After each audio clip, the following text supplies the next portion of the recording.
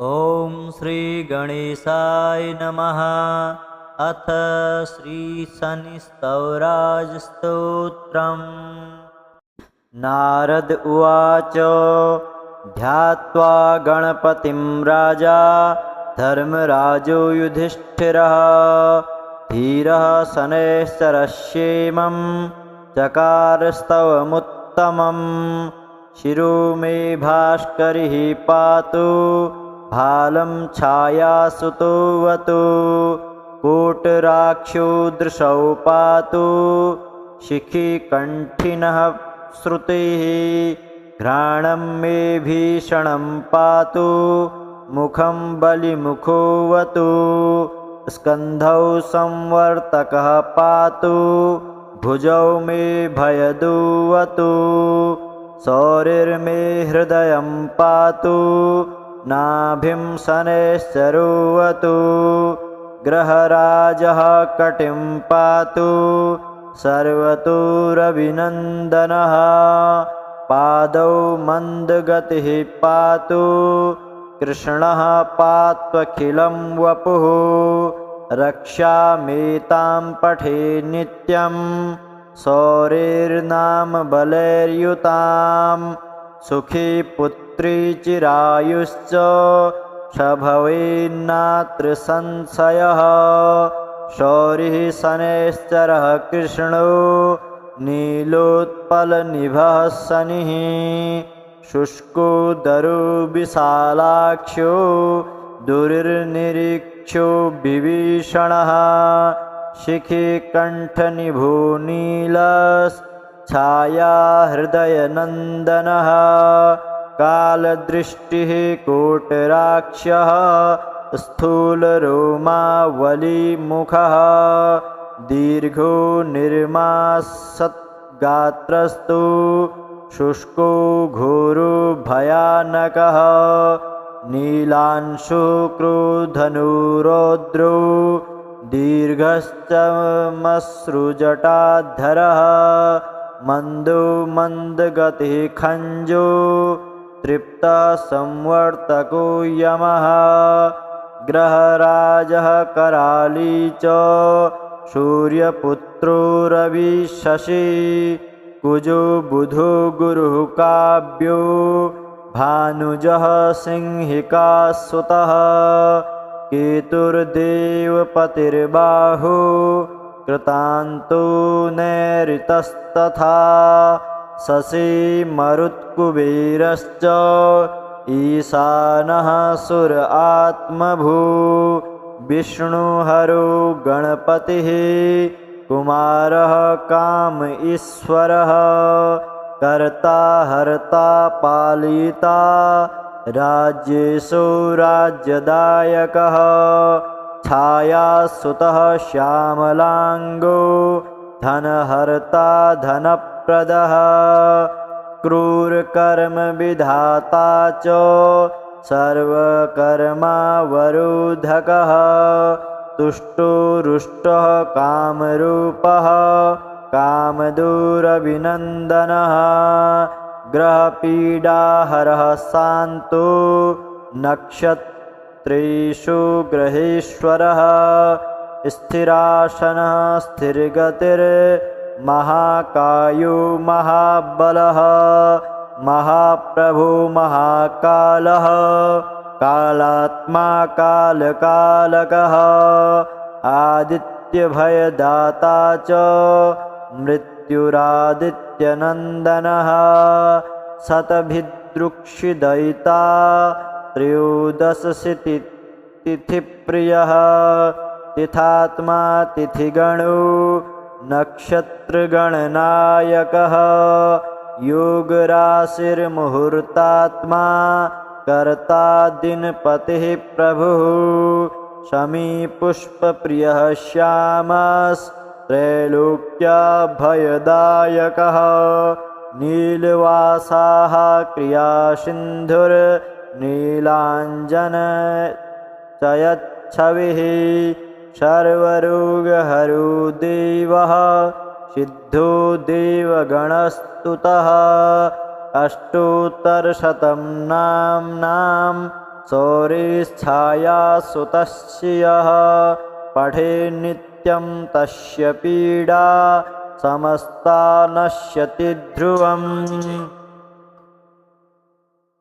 कृत्वा पूजां पठेन्मर्त्यो भक्तिन्मान्यः स्वतं सदा विशेषतः शनिदिने पीडा तस्य विनश्यति।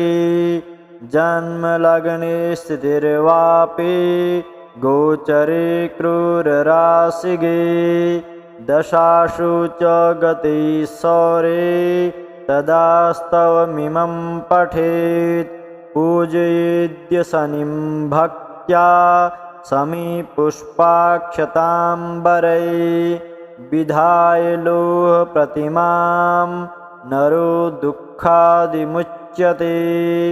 बाधायान्यग्रहाणां यः पठेत् तस्य नश्यते। भीतो भयाद्विमुच्येत बद्धो मुच्येत बन्धनात्। रोगी रोगाद्विमुच्येत नरः स्तवमिमं पठेत्। पुत्रवान् धनवान् श्रीमान् जायते नात्र संशयः। स्तवं निशम्य पार्थस्य प्रत्यक्षो भूच्छनेश्वर। दत्त्वा राज्ञे वरः कामं शनिश्चान्तर्दधे तदा। नारद उवाच ध्यात्वा गणपतिं राजा धर्मराजो युधिष्ठिरः धीरः शनैश्चरस्येमं चकारस्तवमुत्तमम्। शिरो मे भास्करिः पातु भालं छायासुतोऽवतु। कोटराक्षो दृशौ पातु शिखिकण्ठिनः श्रुतिः। घ्राणं मे भीषणं पातु मुखं बलिमुखोऽवतु। स्कन्धौ संवर्तकः पातु भुजौ मे भयदुऽवतु। सौरिर्मे हृदयं पातु नाभिं शनैश्चरोऽवतु। ग्रहराजः कटिं पातु सर्वतोरभिनन्दनः। पादौ मन्दगतिः पातु कृष्णः पात्वखिलं वपुः। रक्षामेतां पठे नित्यं सौरेर्नाम बलैर्युतां। सुखी पुत्री चिरायुश्च स भवेन्नात्र संशयः। शौरिः शनैश्चरः कृष्णो नीलोत्पलनिभः शनिः। शुष्कोदरो विशालाक्षो दुर्निरीक्षो विभीषणः। शिखिकण्ठनिभो नीलश्छाया हृदयनन्दनः। कालदृष्टिः कोटराक्षः स्थूलरोमावलीमुखः। दीर्घो निर्मासद्गात्रस्तु शुष्को घोरो भयानकः। नीलांशु क्रोधनुरौद्रो दीर्घश्चमश्रुजटाधरः। मन्दो मन्दगतिः खञ्जो तृप्तः संवर्तको यमः। ग्रहराजः कराली च सूर्यपुत्रो रविशशि। कुजो बुधो गुरुः काव्यो भानुजः सिंहिकासुतः। केतुर्देवपतिर्बाहो कृतान्तो नैऋतस्तथा। शशी मरुत्कुबेरश्च ईशानः सुर आत्मभू। विष्णुहरो गणपतिः कुमारः काम ईश्वरः। कर्ता हर्ता पालिता राज्येषु राज्यदायकः। छायासुतः श्यामलाङ्गो धनहर्ता धनप्रदः। अक्रूरकर्म विधाता च सर्वकर्मावरोधकः तुष्टो रुष्टः कामरूपः कामदूरविनन्दनः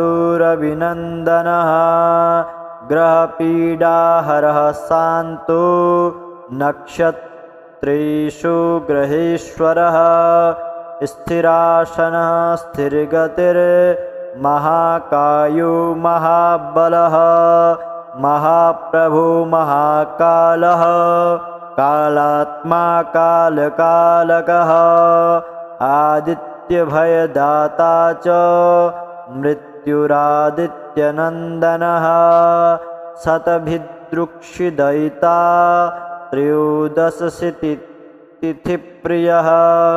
तिथात्मा तिथिगणो नक्षत्रगणनायकः योगराशिर्मुहूर्तात्मा कर्ता दिनपतिः प्रभुः शमीपुष्पप्रियः श्यामस्त्रैलोक्यभयदायकः नीलवासाः क्रियासिन्धुर्नीलाञ्जनचयच्छविः सर्वरोगहरो देवः सिद्धो देवगणस्तुतः अष्टोत्तरशतं नाम्नां शौर्यच्छायासुतस्य यः पठे नित्यं तस्य पीडा समस्ता नश्यति ध्रुवम्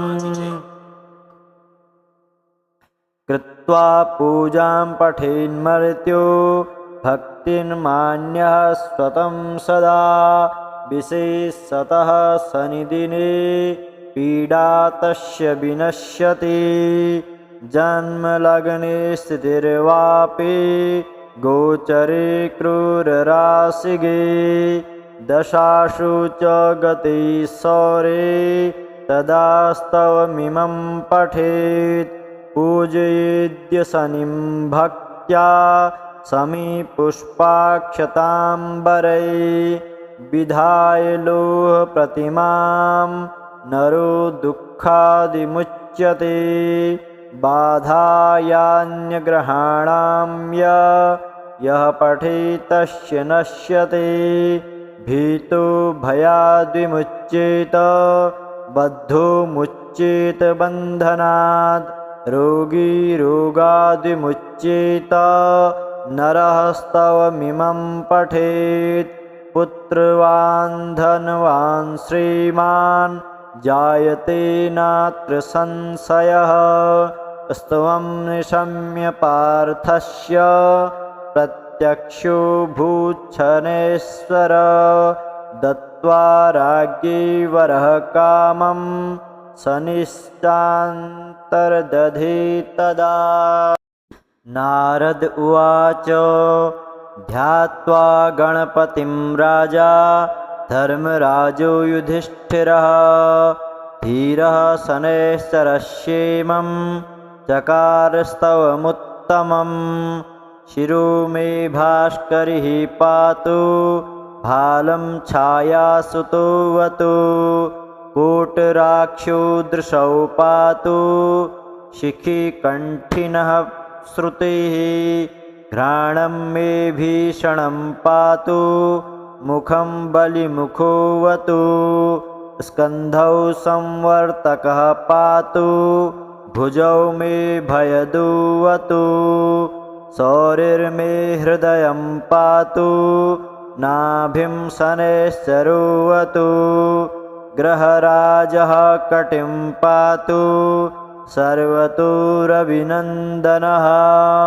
पादौ मन्दगतिः पातु कृष्णः पात्वखिलं वपुः रक्षामेतां पठे नित्यं शौरिर्नाम बलैर्युतां सुखी पुत्री चिरायुश्च स भवेन्नात्र संशयः शौरिः शनैश्चरः कृष्णो नीलोत्पलनिभः शनिः शुष्कोदरो विशालाक्षो दुर्निरीक्षो विभीषणः शिखिकण्ठनिभूनीलच्छाया हृदयनन्दनः कालदृष्टिः कोटराक्षः स्थूलरोमावलीमुखः दीर्घो निर्मासत्गात्रस्तु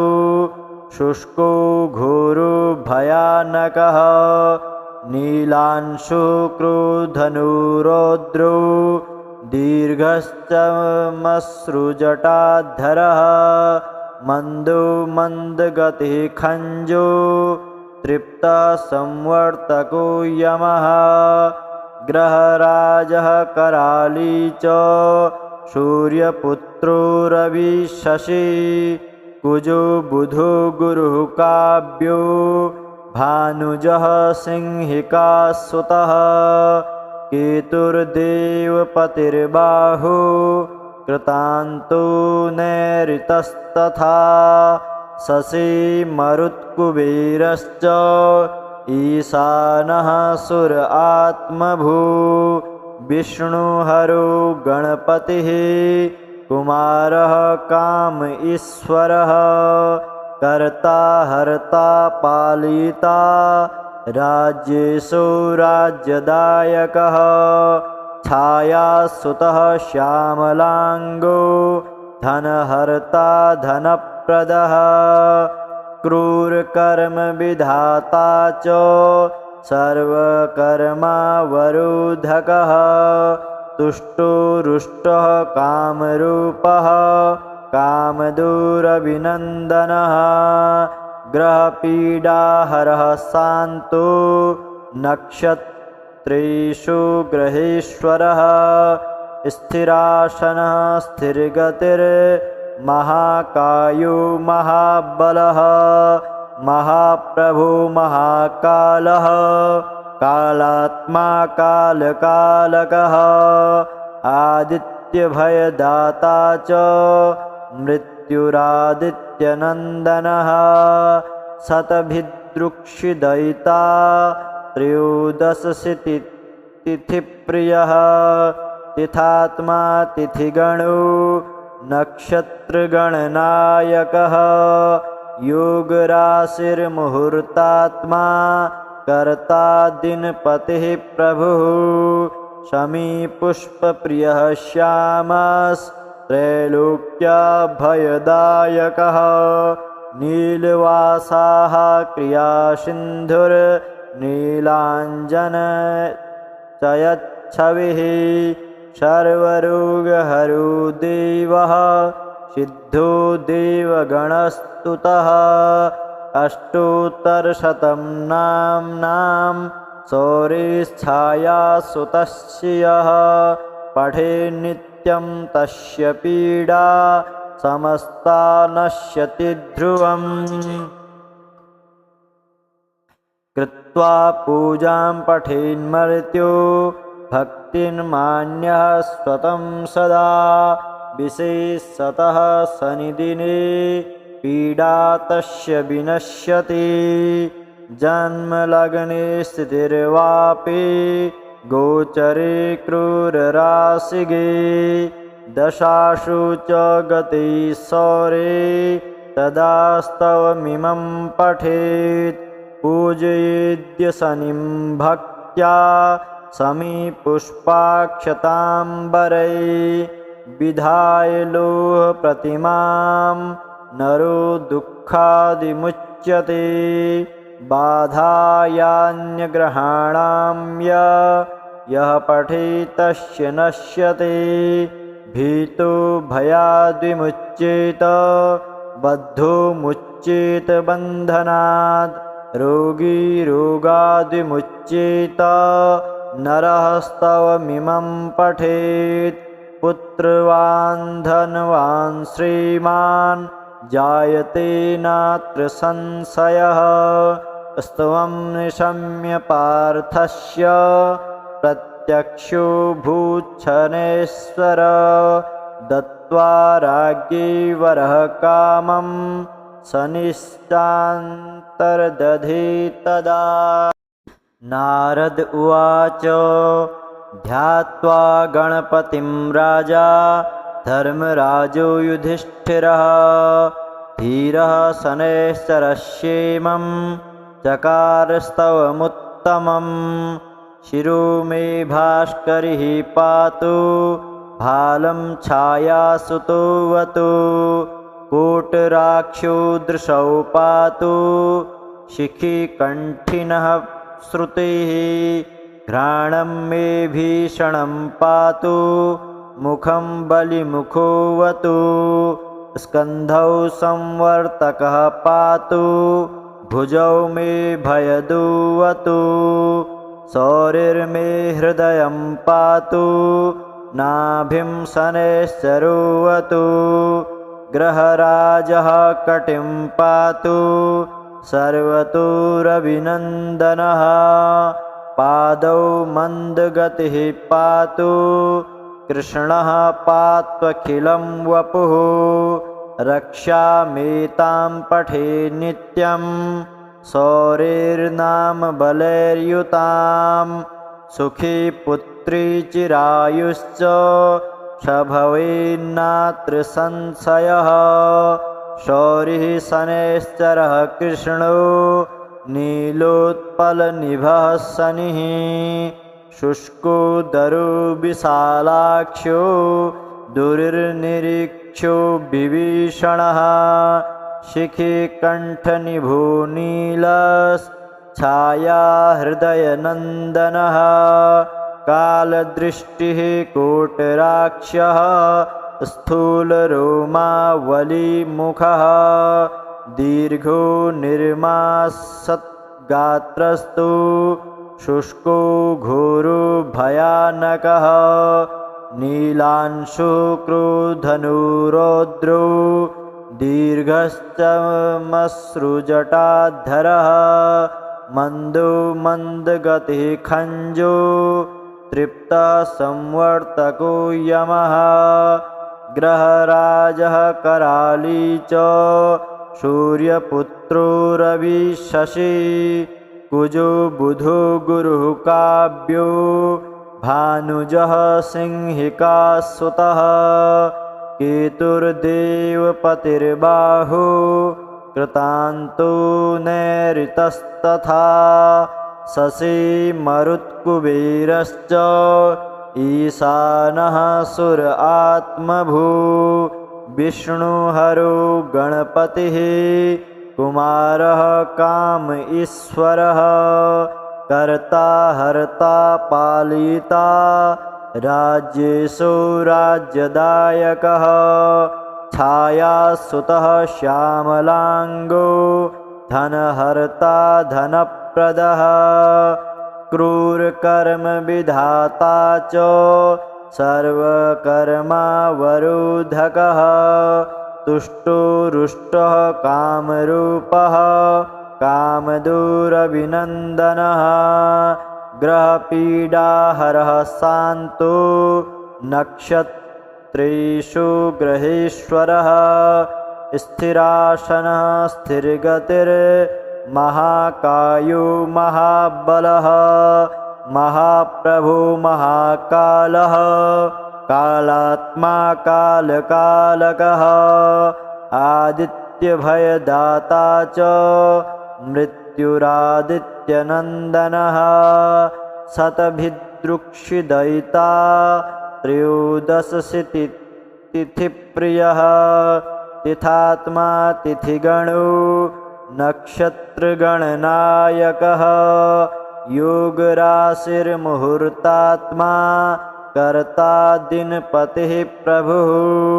शमीपुष्पप्रियः श्यामस्त्रैलोक्याभयदायकः नीलवासाः क्रियासिन्धुर्नीलाञ्जनचयच्छविः सर्वरोगहरो देवः सिद्धो देवगणस्तुतः अष्टोत्तरशतं नाम्नां शौरिश्छायासुतस्य यः पठे नित्यं तस्य पीडा समस्ता नश्यति ध्रुवम्।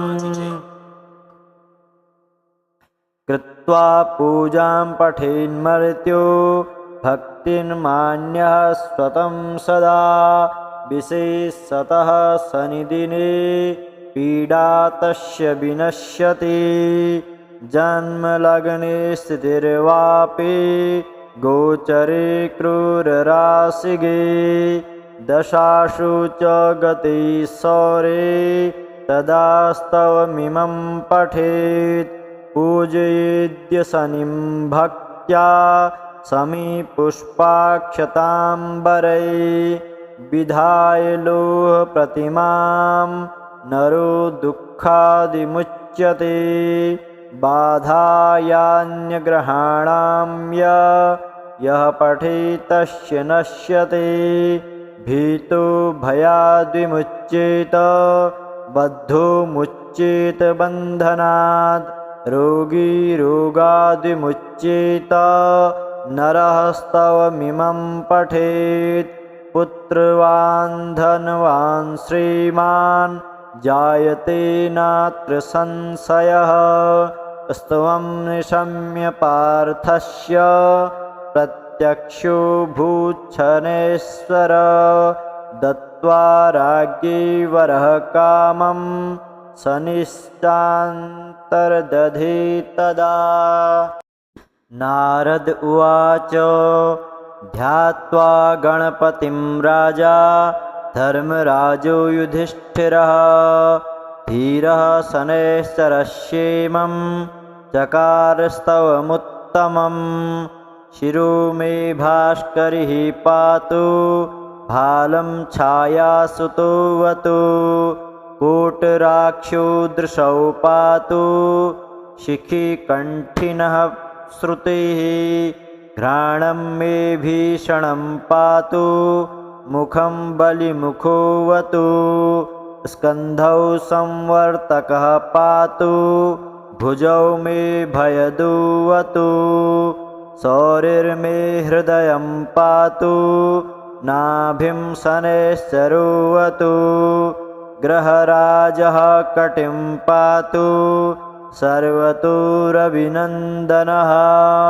पादौ मन्दगतिः पातु कृष्णः पात्वखिलं वपुः रक्षामेतां पठे नित्यं शौरिर्नाम बलैर्युतां सुखी पुत्री चिरायुश्च स भवेन्नात्र संशयः शौरिः शनैश्चरः कृष्णो नीलोत्पलनिभः शनिः शुष्कोदरो विशालाक्षो दुर्निरीक्षो विभीषणः शिखिकण्ठनिभो नीलच्छाया हृदयनन्दनः कालदृष्टिः कोटराक्षः स्थूलरोमावलीमुखः